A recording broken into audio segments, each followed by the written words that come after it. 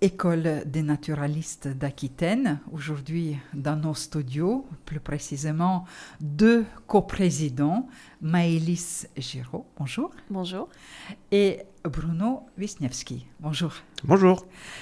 École des naturalistes d'Aquitaine fête sa première année déjà, parce que l'association a été créée en juin 2025, si je me souviens bien. C'est ça. On a fait une émission ensemble, avec 3e coprésident aussi. Donc aujourd'hui, où nous sommes dans vos projets, dans le développement de votre association.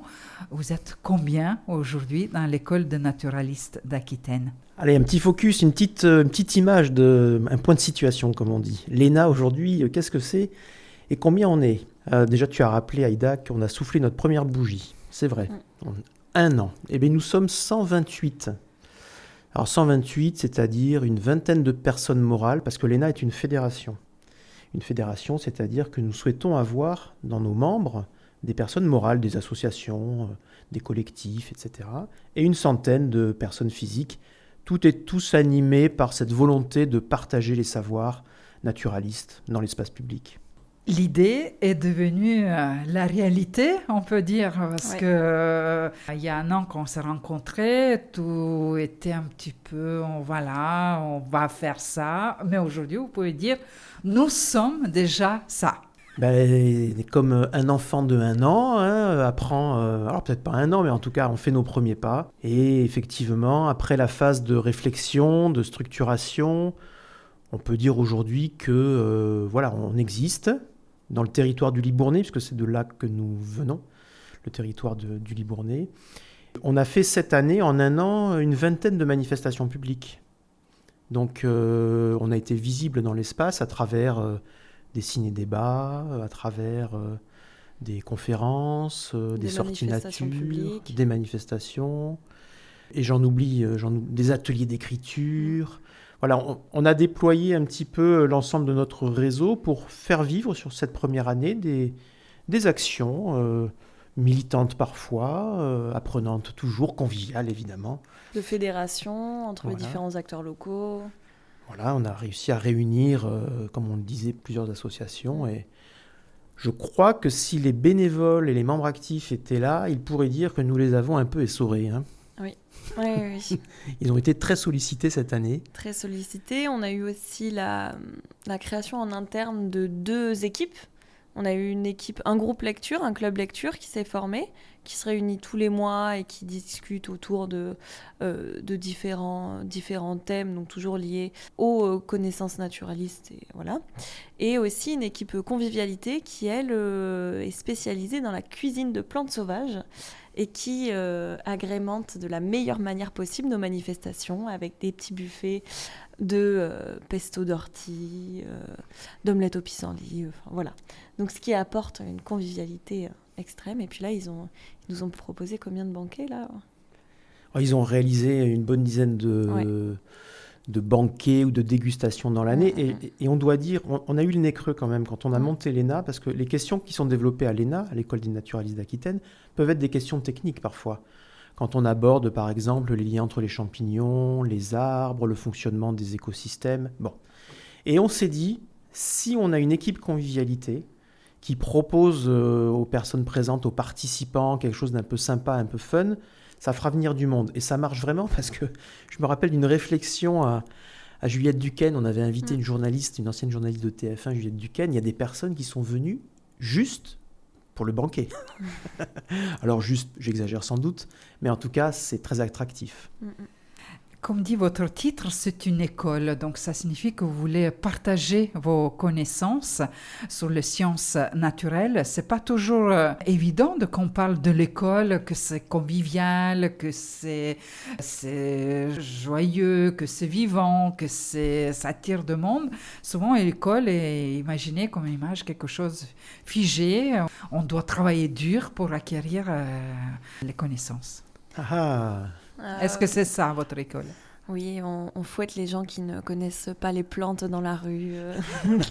Non, on a plutôt cette vision et une vision très éducation populaire avec des manifestations qui multiplient les supports de diffusion des connaissances, donc que ce soit des ateliers classiques sur les sciences, mais aussi via l'art, beaucoup via la musique. Je pense notamment à notre événement en septembre qui est Star des trottoirs, qui va mêler un petit peu toutes ces thématiques-là pour représenter la nature en ville. Donc on aura des ateliers scientifiques, des ateliers de musique, une compagnie de théâtre qui sera là. Donc le but, c'est vraiment de partager ces savoirs naturalistes d'une manière conviviale et d'une manière un petit peu plus sexy que la science ne sait faire, avec des noms latins qui ne sont pas forcément pertinents pour la plupart des gens lambda.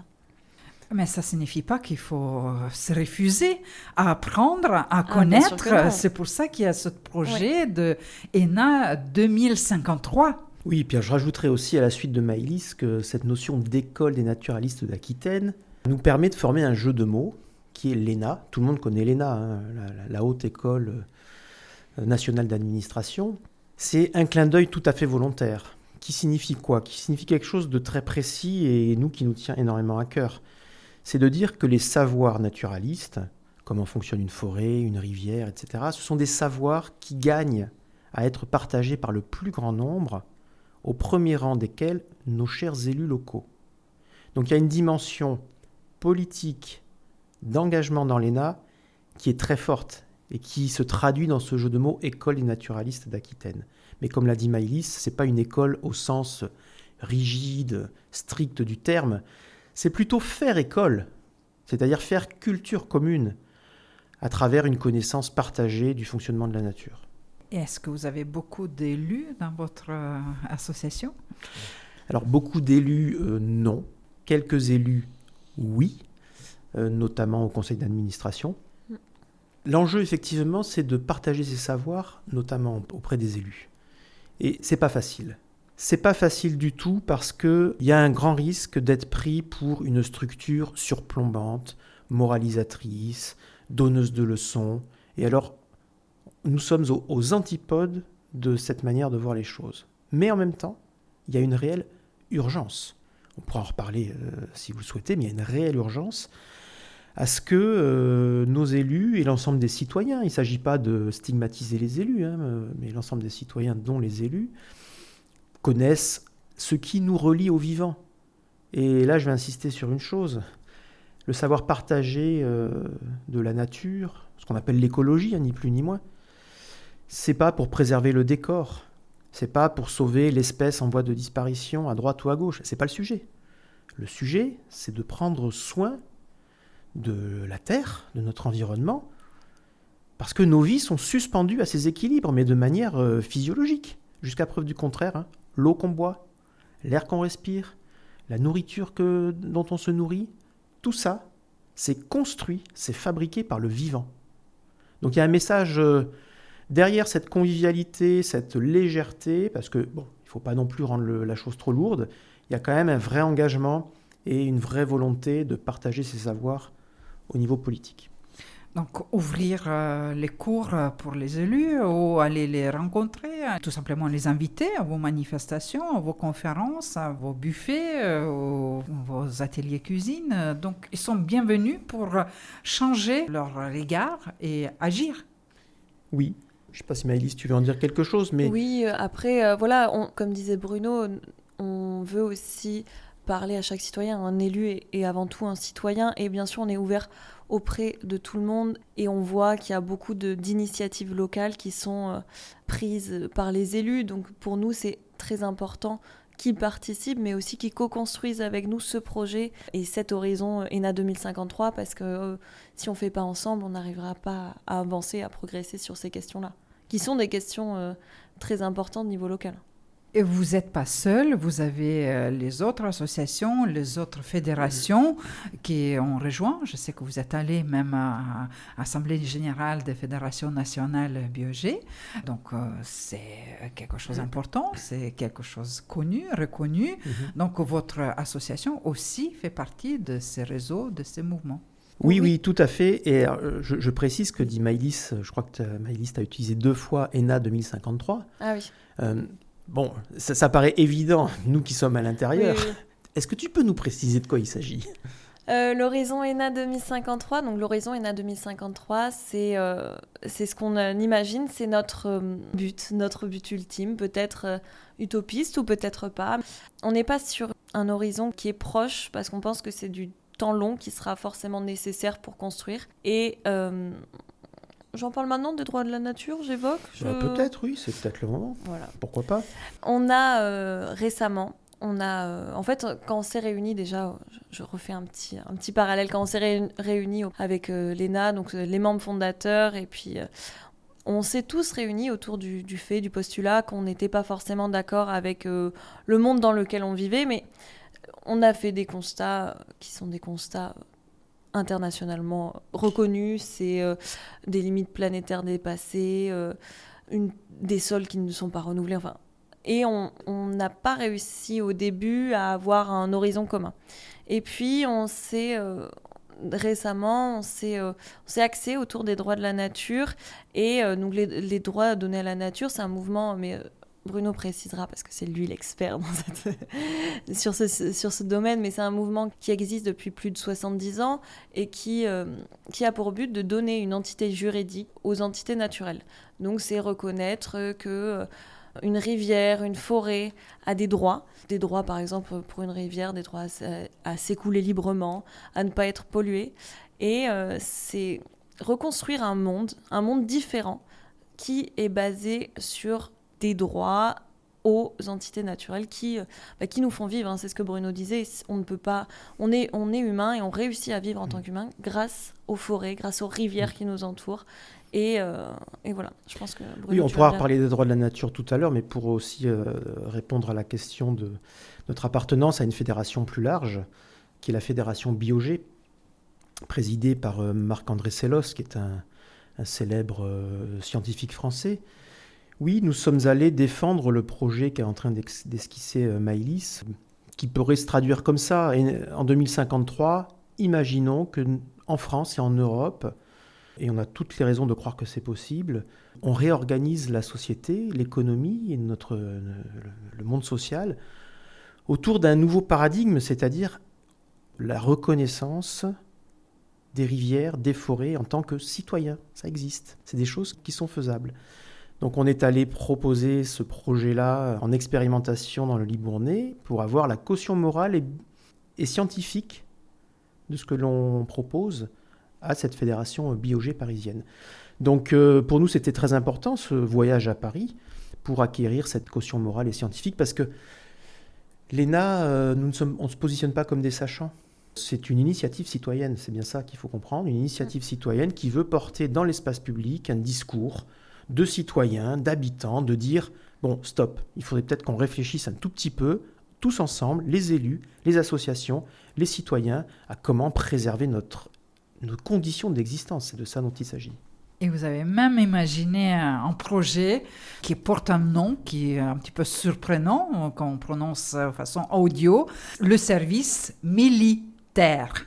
Ah Bon, Maëlys précise tout de suite l'orthographe. Voilà. Oui, alors je vais préciser, on n'est pas sur militaire, T-A-I-R-E, mais bien terre, T-E-R-R-E. Et le service militaire, bon, une fois qu'on a dit tout ce qu'on a dit, une initiative citoyenne, qu'on espère, qu'on pense à un avenir fondé sur les droits de la nature. Ensuite, il faut le mettre en place. Et là, c'était un petit peu plus compliqué. On a mis plus de temps à se dire comment on peut essayer de mettre ça en place, comment faire un outil qui nous corresponde aussi, comment créer un dispositif qui corresponde à l'ENA, qui soit un dispositif un peu... déjà, ça s'entend au niveau de notre nom. ENA, dès le début, il y a un petit jeu de mots avec l'acronyme. Il fallait qu'on trouve quelque chose qui soit rigolo, facile à prendre en main, populaire, engageant. Il y avait vraiment cette volonté-là. Et alors, ça vient pas de nous. En décembre 2025, un article est sorti sur Reporter qui était « Abat le service militaire », donc classique, et « Vive le service militaire », T-E-R-R-E. Et puis ça a été un petit peu, on s'est dit « Ah mais c'est ça qu'il faut mettre en place ». Et donc on a pensé un peu, imaginer un service militaire façon un peu code de la route. On est tous d'accord, on a tous besoin pour conduire de connaître le code de la route. Ben, c'est pareil, pour prendre des décisions qui concernent une forêt, une rivière, un sol, l'urbanisation. Il faut connaître les relations d'interdépendance entre une forêt, ce qu'une forêt apporte à l'homme, etc. Donc on s'est dit, on va construire un livret, un carnet, comme un service militaire, en fait, de choses à savoir sur quelles sont ces interactions-là.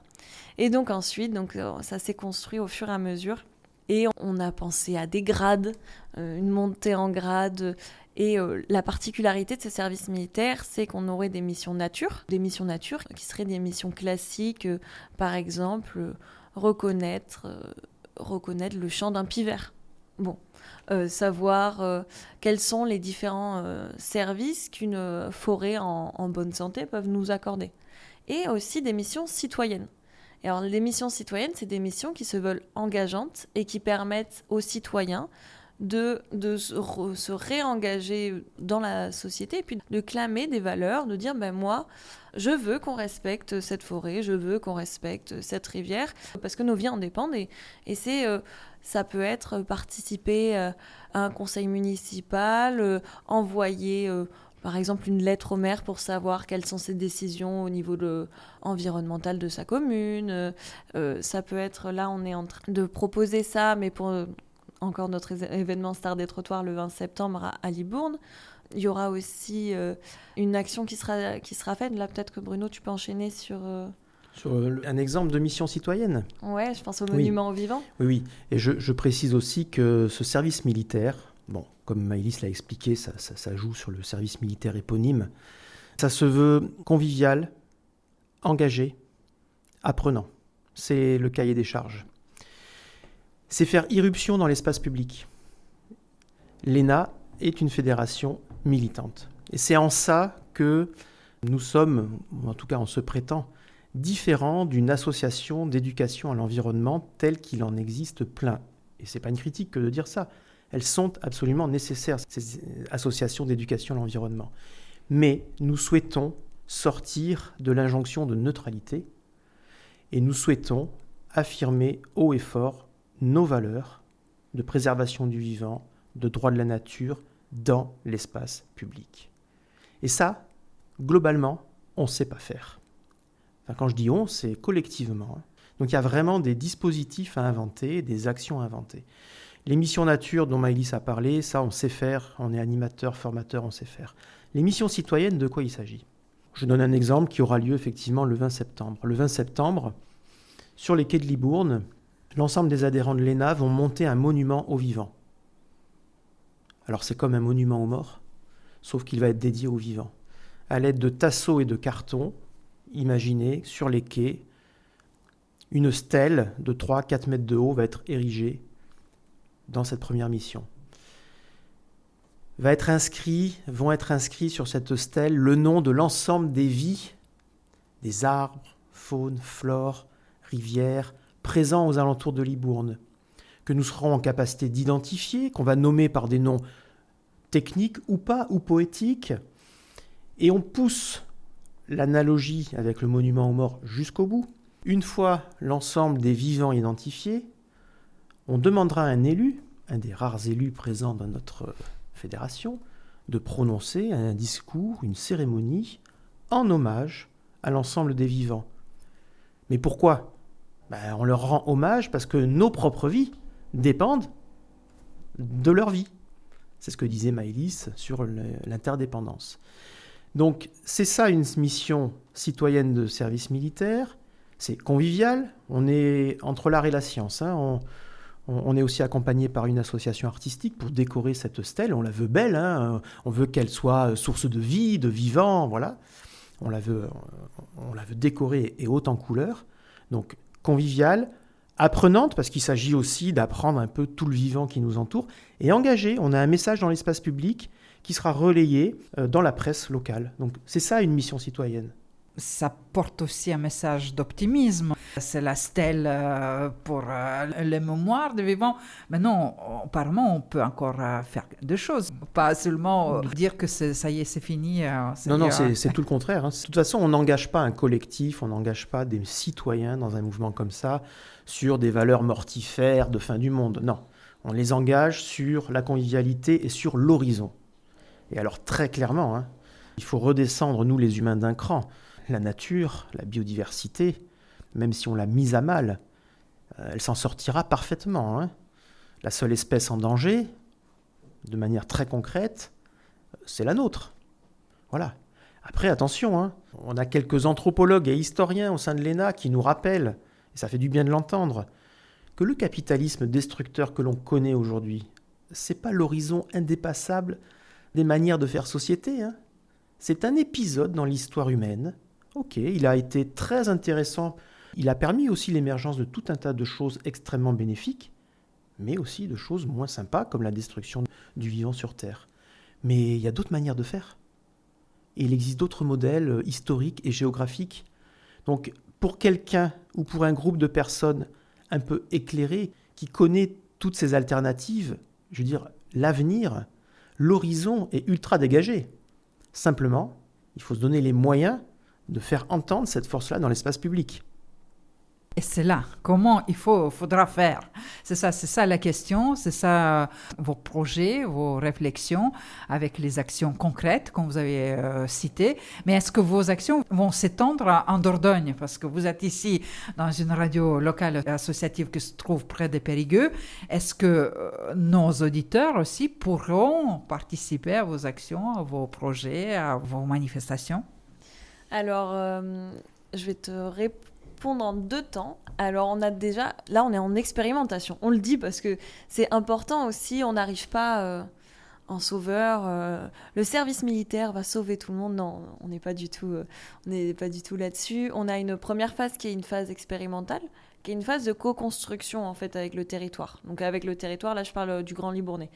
On va interroger les citoyens, les élus, les associations de septembre 2026 à mai 2027 à peu près sur les contenus du service militaire parce que, comme on a dit, on va faire des carnets de mission, mais ces carnets de mission, ils ne représenteront que le territoire que si on consulte le territoire. On vit sur le territoire, donc bien sûr on connaît certaines problématiques, mais on ne les connaît pas toutes. Et puis l'ENA ne représente pas toute la population du Grand Libournais. Donc on va avoir ce moment-là. Et en fait, le but du service militaire, c'est que ce carnet de mission soit adaptable à n'importe quel type de territoire. Donc il y a une première réponse qui est, bien sûr, les Périgourdins peuvent venir dans le Grand Libournais, s'ils veulent participer, venir faire des missions citoyennes, parce que pour le coup, vu que c'est en expérimentation, on a décidé de se cantonner malheureusement à des limites géographiques qui sont le Grand Libournais pour les missions citoyennes, les missions où on va se réunir. Mais donc tout le monde est invité. Mais ce dispositif, s'il marche, peut être pris et installé en Dordogne, mais ça peut être aussi en Occitanie, qu'importe. Le but, c'est vraiment qu'on construise un dispositif. Là, il est en expérimentation, mais qui soit adaptable et essaimable à tous les territoires possibles, parce que chaque territoire a ses paysages différents. Nous, dans le Grand Libournais, on est quand même sur un paysage très viticole, même si c'est un peu en train de changer, mais on n'a pas du tout les mêmes problématiques en Dordogne, par exemple. Donc voilà, donc c'est des choses qui sont vraiment adaptables aux différents lieux. Et même, on est en train de réfléchir à des antennes possibles. Mais bon. Alors c'est une des raisons aussi pour laquelle on est en Périgord aujourd'hui, mais on ne va pas citer de nom pour pas... Oui, voilà. c'est pour ça que je ne sais pas trop. Une association de Dordogne nous a contactés, avec laquelle nous sommes en relation depuis longtemps, et s'intéresse de près à ce dispositif de service militaire. Et voilà, on étudie ensemble la possibilité qu'il devienne une antenne. Alors qu'est-ce qu'on entend par une antenne ? On leur a présenté les missions nature et les missions citoyennes que nous, on allait mettre en place durant cette saison 2026-2027. Et eux, ils sont en réflexion de se dire, nous aussi, on pourrait développer nos propres missions avec ce carnet de missions dans notre territoire. Donc la réponse est un grand oui sur... Ouais. L'idée, c'est absolument pas de rester cantonné dans notre petit territoire d'expérimentation, mais bien d'essaimer essaimer dans les différentes régions de toutes les structures associatives ou les collectifs qui voudront bien s'emparer de l'outil. Et il me semble que vous venez pour le festival de champignons, c'est ça? En Chancelade? Oui, alors ça on peut le dire, parce que ça c'est acté. Alors les dates de mémoire, 7 et 8 novembre, c'est ça. Je crois, Oui. Le week-end. Donc effectivement, nous serons présents. Donc c'est Guillaume Essartier qui est l'organisateur, je crois, qui est un célèbre mycologue bien connu de Périgord, qu'on salue. Bonjour Guillaume, qui nous a demandé effectivement de venir un peu donner une teinte militante, engagée sur ce pas forum des champignons, mais exposition pendant 2 jours. Et on s'est dit, tiens, ça sera peut-être l'occasion de déclencher une mission. Alors là, tu nous tends une perche. Je peux te donner le titre de la mission qui sera mise en œuvre. Elle va s'appeler Mycorhizes des savoirs. Bon, les mycorhizes, pour rappel, c'est les liens entre les champignons et les plantes. C'est ce lien fonctionnel entre plantes et champignons. Et je ne vais pas en dire trop, c'est juste pour donner un petit peu un aperçu. L'idée, c'est de faire descendre physiquement un message depuis Périgueux jusqu'à Libourne, en utilisant des intermédiaires que sont les citoyens. À la manière des mycorhizes. À la manière des mycorhizes, c'est ça qu'on appelle la mycorhize des savoirs. Voilà les actions concrètes. En se quittant, on peut inviter, vous rejoindre, c'est ça, même si votre territoire de début se concentre autour de Libourne et aux alentours, mais on voit que vous lancez déjà les liens un petit peu partout, donc nos auditeurs périgourdins peuvent rejoindre. Oui, c'est vrai qu'on saisit toutes les perches qui nous sont offertes. Et puis bon, entre la Dordogne et la Gironde, il faut dire le Libournais, c'est quand même presque périphérique, presque à côté. Il y a un site internet qui est en construction, vous pourrez trouver quelques informations, ena2053.fr. Vous aurez tous les contacts, l'adresse mail également, et sinon le traditionnel Hello Asso. Vous trouverez, vous tapez École des naturalistes d'Aquitaine et ainsi vous pourrez nous rejoindre. Et nos prochains événements, on peut peut-être parler, parce qu'on l'a évoqué plusieurs fois, mais Stars des trottoirs aussi. Qui est notre événement à Libourne le 20 septembre. C'est les plantes, les stars de trottoir. Voilà. C'est ça. Donc ça sera notre 3e édition. Et cette fois, ça sera plus que les plantes sauvages en ville, mais la nature en ville. Et là, pour le coup, vous allez voir un bel échantillon de ce qu'on fait avec des ateliers scientifiques sur la dissémination des graines. On aura de la musique, on aura du théâtre, on aura l'équipe convivialité. Donc si vous voulez manger du pesto aux orties, venez. Et donc, il y aura pas mal de choses sur cette journée-là. Une table ronde avec les élus de Libourne aussi qui est prévue. Voilà. Mais je vous remercie à tous les deux de nous faire Merci à toi. De nouveau se pencher dans vos projets de l'ENA 2053 et École de naturalistes d'Aquitaine. Ça y est, ça fonctionne. Maintenant, voilà, il reste à vous rejoindre et participer dans vos manifestations et bonne réussite de vos projets. Merci à vous deux, à Maëlys Giraud et Bruno Wisniewski, deux coprésidents au nom de tout votre groupe, de vos adhérents, de participants plus ou moins actifs de l'École de naturalistes d'Aquitaine. Merci. Merci Aïda.